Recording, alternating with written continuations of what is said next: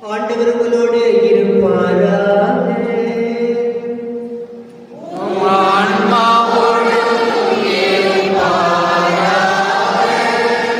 ஆண்டவரே, தாழ்மையுடன் உம்மை நோக்கி மன்றாடுவோரை காத்து வலுவற்றோரை தாங்கிக் கொள்ளும்.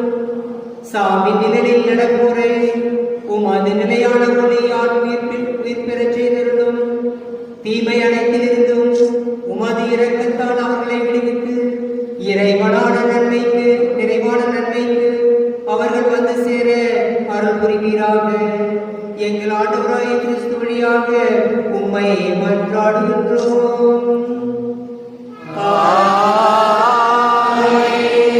எல்லாம் வல்ல இறைவன் தந்தை மகன் தூயாவி உங்கள் அனைவரையும் நிறைவாக ஆசீர்வதிப்பாராக.